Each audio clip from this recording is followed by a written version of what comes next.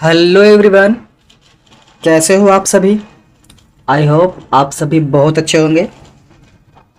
तो दोस्तों, हम लोग आज स्टार्ट करेंगे एक नए चैप्टर को, और इस चैप्टर का नाम है अक्षर ज्ञान। ये हमारा काव्य खंड का 10वां चैप्टर है। दोस्तों, हम लोग अपने इस चैप्टर में वस्तुनिष्ठ प्रश्नों को देखेंगे, ठीक है। और जो सवाल हमारे एग्ज़ाम में बहुत ज़्यादा महत्वपूर्ण होंगे उसे मैं वीवीआई कर दूंगा, ठीक है। उसे आप लोग बड़े ध्यान से रखेंगे। और जो पीछे की आप लोगों ने क्लासेस कर रखी है, जो भी एमसीक्यूज देख रखे हैं, उन सबको रिवाइज किया करो। रिवाइज करना बहुत ज़रूरी है। लंबे समय तक अगर याद रखना है तो रिवाइज करना बहुत ज़रूरी है। अगर आप एक बार वीडियो देख लिए हो और लगता है आपको कि वो याद हो गया है, तो ऐसा नहीं होता है, ठीक है। हर किसी के साथ इंसान का जो दिमाग है वो इस तरह से डिज़ाइन किया गया है कि आप जितना ज़्यादा किसी चीज़ को देखोगे, याद करोगे, उतना ज़्यादा देर तक वो रहेगा। एक बार देखे और सोचोगे कि वो मेरे पास महीनों तक रहे, तो ऐसा नहीं होता है, वो फिर भूल जाओगे आप। तो प्रैक्टिस बहुत ज़रूरी होती है ना। तो उसी तरह इन सवालों को देखते रहो और रिवाइज करते रहो। नहीं हो तो जो भी आई बताता हूँ उसे एक नोट्स कॉपी में लिख लिया करो, है ना। तो चलिए बढ़ते अपने इस चैप्टर के पहले सवाल की तरफ और देखते हैं हमारा पहला सवाल क्या है। पहला सवाल है, अक्षर ज्ञान कविता के रचनाकार कौन है। अक्षर ज्ञान कविता के रचनाकार कौन है, मतलब इस पाठ के लेखक या लेखिका कौन है। महादेवी वर्मा है, अनामिका है, सुमित्रा नंदन पंत, या इनमें से कोई नहीं। तो इसका आंसर क्या होगा, अनामिका, ठीक है, अनामिका। दूसरा सवाल है, कवित्री अनामिका का जन्म कहाँ हुआ था। पटना में, भागलपुर में, गया में, या मुजफ्फरपुर में। बताइए। तो सवाल दूसरा का जो आंसर होगा वो होगा डी, मुजफ्फरपुर में। कहाँ हुआ था, मुजफ्फरपुर में इनका जन्म हुआ था। तीसरा सवाल है, अनामिका के पिता का नाम है। अनामिका के पिताजी का क्या नाम था, ठीक है। ये भी सवाल है, ठीक है। राम नंदन किशोर, कमल किशोर, श्याम नंदन किशोर, या ब्रज किशोर। तो तीसरा का आंसर क्या होगा, तो तीसरा का आंसर होगा सी, ठीक है, श्याम नंदन किशोर। चौथा सवाल, और चौथा सवाल क्या देखिए, है अनामिका के पिता किस विश्वविद्यालय में हिंदी विभागाध्यक्ष थे। पटना विश्वविद्यालय, मगध विश्वविद्यालय, भागलपुर विश्वविद्यालय, या बिहार विश्वविद्यालय। तो चौथा का आंसर क्या होगा, तो चौथा का आंसर बाबू डी होगा, बिहार विश्वविद्यालय में थे, ठीक है। आइए अगला सवाल देखते हैं क्या है। अगला सवाल है, अनामिका ने एमए किस विश्वविद्यालय से किया। बिहार विश्वविद्यालय, दिल्ली विश्वविद्यालय, रांची विश्वविद्यालय, या पटना विश्वविद्यालय। पांचवा का आंसर क्या होगा, पांचवा का आंसर होगा बी, दिल्ली विश्वविद्यालय से उन्होंने अपना एमए किया, मास्टर ऑफ आर्ट्स की डिग्री ली है इन्होंने। कवित्री अनामिका किस कॉलेज में प्रधानाध्यापक थी, प्रधानाध्यापिका थी। Satyawati college, Shri Krishna Ramruchi college, Sundarwati college, या पटना कॉलेज। तो 6 का आंसर क्या होगा, तो 6 का आंसर होगा सत्यवती कॉलेज में ये क्या थे, अध्यापिका थे, यानी कि हेड मास्टर नहीं थी, प्रिंसिपल थे, ठीक है। 7वां सवाल, अनामिका किस विषय में लेखन कार्य करती थी। संस्कृत में, अंग्रेजी में, हिंदी में, हिंदी एवं अंग्रेजी दोनों में। बताइए 7 का आंसर क्या होगा, तो 7 का आंसर डी होगा, ठीक है। डी वाले ऑप्शन को बहुत बार इस तरह से कर दिया जाएगा, बी और सी दोनों, ठीक है। तो आप बी और सी दोनों में भी जो डी का ऑप्शन रहेगा वो कुछ इस तरह से कर देगा कि बी और सी दोनों। तो आपको बी और सी दोनों पे क्लिक करना पड़ेगा, ना डी का ऑप्शन कुछ इस तरह से भी दे सकता है, ठीक है। आइए अगला सवाल देखते हैं। अगला सवाल क्या है, 8वां सवाल, अनामिका का जन्म कब हुआ था। ये सवाल भी आई है, क्यों, देखिए बोलता है अनामिका का जन्म कब हुआ। 7 अप्रैल 1959 को, 17 मई 1960 को, 17 अगस्त 1961 को, या 17 सितंबर 1962 को।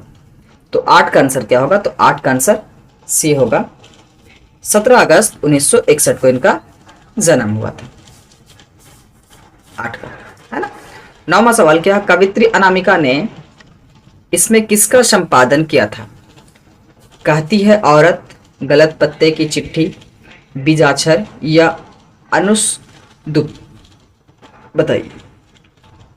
तो 9 का आंसर क्या होगा? बीजाक्षर। बीजाक्षर नाम की इन्होंने क्या किया था? तो बीजाक्षर नाम की इन्होंने कविता को लिखा था। आइए आगे देखते हैं।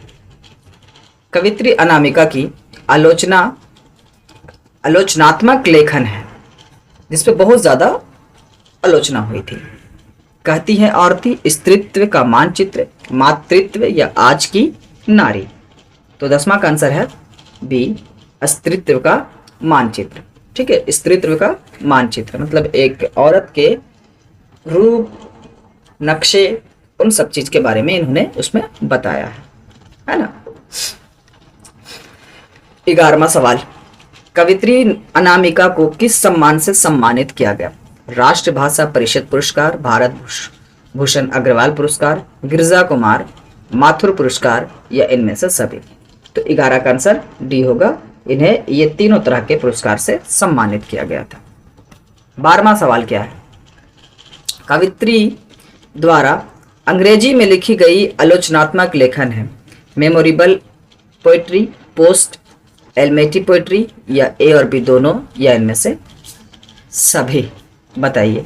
तो 12 का आंसर क्या होगा? बताइए। तो 12 का आंसर ए होगा, मेमोरेबल पोएट्री। देख रहे हैं ऑप्शन को क्या किया है? इसी ऑप्शन को ए और बी को यहाँ सी में भी दिया है और डी में भी दे दिया है। तो अगर कोई बच्चा सी मारता है तो भी ठीक और डी मारता है तो भी ठीक, है ना। लेकिन ज्यादा यहाँ पे डी पे रहता, अगर दोनों रहता आंसर तो, है ना। लेकिन एक तो आंसर है कि मेमोरेबल पोएट्री तो सिर्फ सिंगल कहते हैं। चलो 13वां क्वेश्चन, अक्षर ज्ञान कविता बच्चों के किस स्तर की शिक्षण प्रक्रिया से संबंधित है? प्रारंभिक शिक्षण प्रक्रिया, मध्य शिक्षण प्रक्रिया, माध्यमिक शिक्षण प्रक्रिया या उच्च माध्यमिक शिक्षण प्रक्रिया? बताइए। तो अक्षर ज्ञान जो है ये हमें प्रारंभिक शिक्षण प्रक्रिया में बताया गया था। जब एक छोटा सा बच्चा जब आंगनबाड़ी में पढ़ने जाता है या फिर उसके घर में अगर उसके माता पिता जब पढ़ाते हैं तो उन्हें अक्षरों का ज्ञान कराया जाता है। जैसे क ख ग 1 2 3 ABCD छोटे छोटे सवाल दिया जाता है, मतलब अक्षरों का ज्ञान दिया जाता है ना। हमारे घर में जो बच्चे हैं उनको कैसे पढ़ाते हैं हम लोग? पहले स्टार्ट कराते हैं तो अक्षरों का ज्ञान देते हैं, है ना। डायरेक्ट किताब तो नहीं पढ़ाते, उन्हें क्या करते हैं? अक्षरों का ज्ञान देते हैं, है ना। तो बच्चों की जो प्रारंभिक शिक्षा होती है उसमें अक्षरों का ज्ञान दिया जाता है। ठीक है, ये आपका VBI सवाल है। ठीक है, और थोड़ा सा टेक्निकल क्वेश्चन है। गलत पत्ते की चिट्ठी किनकी रचना है? वीरेन डंगवाल की, यतेंद्र मिश्र की, अगेय की या अनामिका की? तो ये ऑफिशियली अनामिका की है क्योंकि हम लोग इनकी ही बात कर रहे हैं। बोल रहा है बीज अक्षर किस प्रकार की रचना है? काव्य संकलन है, कहानी संकलन है, निबंध है या उपन्यास है? बताइए। ये भी सवाल VBI है। ठीक है, और 15 का सवाल जो है उसका आंसर क्या होगा? तो 15 का आंसर होगा काव्य संकलन है। क्या है ये? काव्य संकलन है, कविताओं का उसमें संग्रह है। ठीक है, 16वां सवाल है अक्षर ज्ञान कविता कहाँ से ली गई? गलत पते की चिट्ठी से, कवि ने कहा से, कहती है औरतों से या इनमें से कोई नहीं? 16 का आंसर है बी, कवि ने कहा। ठीक है, कवि ने कहा, इससे अक्षर ज्ञान कविता ली गई। और यह सवाल भी VBI है। अगला सवाल देखते हैं, बेटे का कहाँ नहीं अटता है? अब हम लोग चैप्टर में आ गए हैं, जो हमारी कविता थी अक्षर ज्ञान, उससे हम लोग रिलेटेड अब क्वेश्चन करेंगे। अभी तक हम लोग लेखक से संबंधित उनके परिचय को जान रहे थे, उन्होंने क्या रचना की, क्या पुरस्कार मिला, उनके माता पिता, इन सब के बारे में जाने, लेखक के बारे में। अब हम लोग जो लेखक हमें चैप्टर पढ़ाया है अक्षर ज्ञान, जो कविता बताया है, उससे हम लोग अब पढ़ेंगे। तो देखो, बेटे का कहाँ नहीं अटता? कॉपी में, किताब में, चौकटे में या इनमें से कोई नहीं? तो इसका आंसर सी है, चौकटे में। VBI। पंक्ति से कौन सा अक्षर उतर जाता है? आ, बा, खा या क्या? बोलता है जब बच्चा पढ़ते रहता है तो उसके पंक्ति से कौन सा अक्षर उतर जाता है? आ, बा, खा या क्या? बताइए। 18 का आंसर क्या होगा? तो 18 का आंसर सी होगा, यानी कि खा। क्या होगा? खा। पंक्ति से उतर जाने वाला अक्षर जो होता है वो क्या होता है? खा। ये हमारा VBI सवाल है। ठीक है। और इसमें सवाल देखिए क्या है, अक्षर की समानता किससे दिखाया गया है? गधा से, गणेश से, गमले से या इनमें से कोई नहीं? गा अक्षर की जो समानता उस किसे दिखाया गया? गधा से, गणेश से, गमले से या इनमें से कोई नहीं? ये सवाल भी बाबू VBI आंसर है। हम लोग पढ़ते हैं गा से गमला, है ना, गा से गमला, तो वही बताया गया है। घड़े सा लुढ़कता हुआ किस अक्षर को कहा गया है? तो ये भी हमारा VBI सवाल है बाबू। का को, खा को, घा को या बा को? तो बाबू हमें घा को बताया गया है कि घा जो है वो घड़ा सा लुढ़कता हुआ नजर आता है उसे, है ना। आइए 21वां सवाल, बालक किसे माँ समझता है? बहुत अच्छा सवाल है और ये भी VBI सवाल है। देख रहे हैं ना, चैप्टर से, इस चैप्टर से बहुत से सवाल आए हैं हमारे पीछे के एग्जाम में, है ना। डा को, सॉरी डा को, माँ को, खा को या जा को? तो बालक माँ समझता है डा को। ठीक है। आइए अगला सवाल, ड़ा के बिंदु को बालक क्या मानता है? माँ, बेटा, मैना, तोता? बताइए। ये भी VBI सवाल है, देख रहे हैं। तो ड़ा के बिंदु को बालक क्या मानता है? बेटा मानता है, और जो ड़ा होता है उसको माँ मानता है ना। ड़ा को बोलता है माँ है और बिंदु जो है उसे बेटा मानता है, बोलता है वो उसके गोद में खेल रहा है ना। 23वां सवाल, बालक को आंसू कब छलकते हैं? पिटाई लगने पर, खिलौने नहीं मिलने पर, मिठाई नहीं मिलने पर या पहली विफलता पर? तो बालक को जब सिखाया जाता है तो वो जब विफल होता है, फेल होता है बार बार, तब उसे की आंखों से आंसू छलक उठती है। ठीक है। आइए 24वां सवाल, बीजाक्षर किसकी कृति है? कृष्ण शोभाती की, अर्चना वर्मा की, अनामिका की या स्नेहता की? तो अनामिका की, है ना। गलत पते की चिट्ठी किस विद्या की कृति है? उपन्यास की, काव्य संकलन की, निबंध की या कहानी की? तो 25 का आंसर क्या होगा? तो 25 का आंसर भी होगा काव्य संकलन। अगला सवाल 26वां, खालिश शब्द है ग्रीक, फारसी, अरबी या देवनागरी? हमारे कविता में ये शब्द यूज हुआ है इसलिए इसका अर्थ पूछ रहा है। बोल रहा है ये शब्द कहाँ से आया है? ग्रीक है, फारसी है, अरबी है या देवनागरी है? तो 26 का आंसर क्या होगा? 26 का आंसर हमारा हो जाएगा सी, अरबी शब्द है खालिश। ठीक है।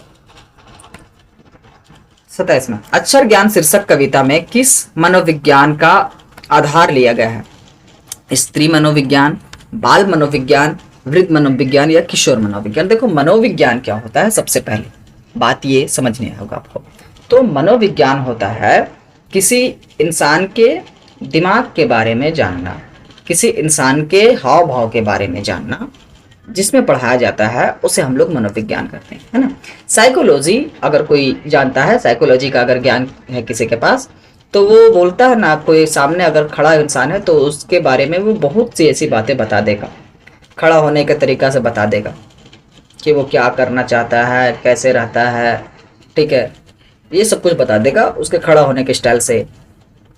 अगर मेरे सामने कोई साइकोलॉजिस्ट अगर है, मतलब मनोवैज्ञानिक अगर कोई है, तो मेरे बैठने के तरीके से वो मेरे बारे में बहुत कुछ बता सकता है ना। तो मनोविज्ञान वही है। तो बोल रहा है कि अक्षर ज्ञान जो शीर्षक कविता है उसमें किस मनोविज्ञान का आधार लिया गया है?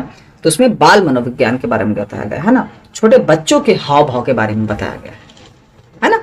आइए 28वां सवाल, अबोध बालक के अक्षर पाटी पर क्या नहीं अटती? का, ख, ड़ या बा?